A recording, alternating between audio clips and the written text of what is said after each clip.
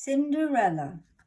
Once upon a time, in a faraway land, there lived a rich, widowed gentleman with his beautiful daughter, Cinderella. Cinderella's father was kind and loving. He married for a second time so that his daughter had a mother to care for her. Cinderella's stepmother had two mean and ugly daughters called Anastasia and Drizella. When Cinderella's father died, her stepmother stopped pretending to like her. She was jealous of Cinderella's charm and beauty. So she forced the young girl to become a servant in her own home. Cinderella was given a tiny bedroom in the attic. Her only friends were the birds and mice. They listened as she sang about her dreams of a life filled with happiness. One morning, Cinderella found a tubby little mouse caught in a trap. "We'll call you Gus," she said. Then she gently set him free and put him with the other mice for safety. "Don't forget to warn him about Lucifer," Cinderella reminded them before she went to begin the day's chores. Lucifer was her stepmother's cat. He was sly and lazy, and all the animals hated him, especially Bruno the dog. After Cinderella had given Lucifer his milk, she walked out into the yard. "Breakfast time," she called, scattering corn for the chickens. The mice came running for some breakfast too, but Lucifer was blocking the way to the corn. One of the mice, Jack, crept bravely up to Lucifer and kicked him. There was a loud splash. This made Lucifer very angry. When he saw Gus busily gathering up some of the corn, he pounced on him. But luckily, Gus managed to escape to the kitchen. He scampered up onto a tabletop where he rested against a teacup. Suddenly, the cup flipped over, trapping Gus underneath.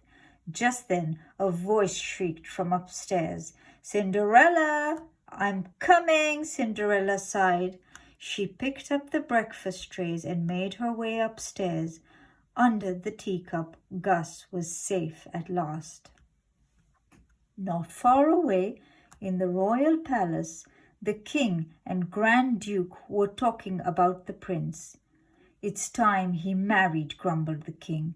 Suddenly he had an idea. "We'll have a ball tonight," he cried, "and invite every young maiden in the kingdom. The prince will surely fall in love with one of them." So invitations were sent out that very day. When the royal messenger delivered the invitation to Cinderella's house, Cinderella went to find her stepmother. She was upstairs in the music room listening to Anastasia and Drizella singing. "There's going to be a ball at the palace," exclaimed the stepmother as she read the invitation. "Every young maiden is to attend." "Why, that means I can go too," said Cinderella hopefully. Anastasia and Drizella shrieked with laughter at the idea, but Cinderella was determined. "Well, why not?" she asked. Her stepmother thought for a moment. Then a sly look crossed her face. "I see no reason why you can't go, if you get all your work done." "I'm sure I can," cried Cinderella, rushing upstairs to find something to wear. Cinderella opened her wardrobe and took out one of her mother's old gowns. "It's a little old-fashioned, but I'll fix that," she said. "Cinderella!" shrieked her stepmother. "I'm coming," Cinderella sighed. The mice knew that poor Cinderella would never have time to finish the dress, so they decided to work on it themselves. They sang merrily as they cut and sewed the material. At last the pretty dress was finished. It was trimmed with an old sash and beads that Anastasia and Drizella had thrown away. Later that evening, Cinderella returned sadly to her attic room. She had been so busy that she hadn't had time to get ready. Out of the window, she watched a carriage arrive to take her stepmother and stepsisters to the ball. As Cinderella turned away, she suddenly saw the dress. "Surprise!" her friends cried. "Oh, it's wonderful!" Cinderella exclaimed. hardly able to believe her eyes. In no time at all, she had slipped the dress on and was rushing downstairs to the carriage. But when Anastasia and Drizella saw their stepsister looking so beautiful, they were filled with jealousy. "Why, you little thief!" Drizella screamed, spotting her old beads around Cinderella's neck. Then Anastasia looked at the sash. "That's mine!" she cried, grabbing the sash and ripping Cinderella's dress. "Please stop!" cried Cinderella, but it was too late. Her dress was ruined. She ran into the garden and flung herself down by a bench. She sobbed as if her heart would break. Cinderella was so upset that at first she didn't see a magical swirl of light gather around her.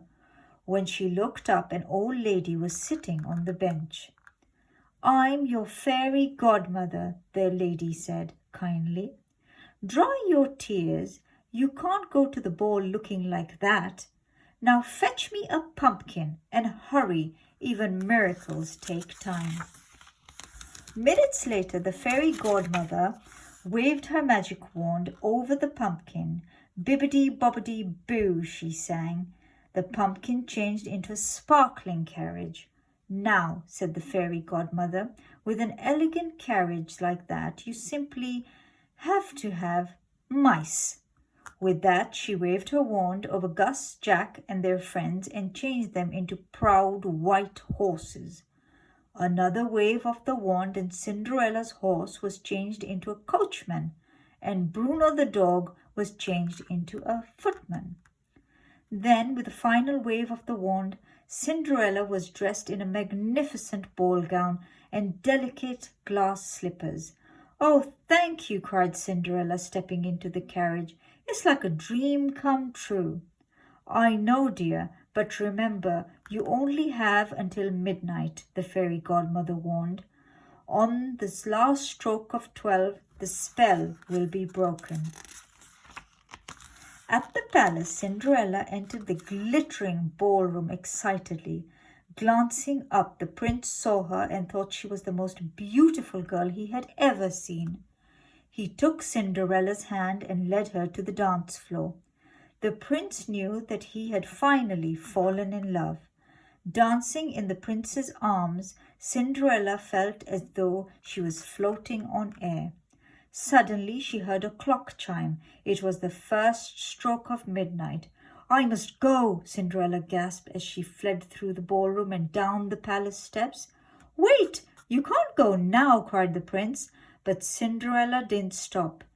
Even when she lost one of her glass slippers on the steps, she leapt into the carriage, which raced away.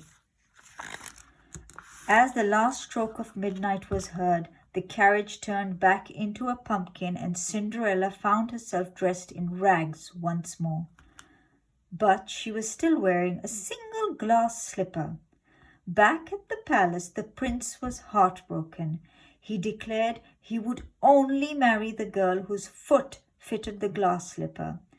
The next day, the Grand Duke began his search.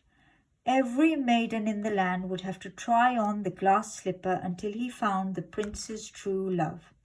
Meanwhile, Cinderella's stepmother noticed that her stepdaughter was humming the music from the ball. She was determined that Cinderella would not try on the slipper. When Cinderella went up to her room, she followed her and locked the door. At last the Grand Duke arrived. Anastasia and Drizella were very excited. Taking their turn, they tried to squeeze their feet into the tiny glass slipper, but their feet were much too big. Jack and Gus were desperate to help Cinderella.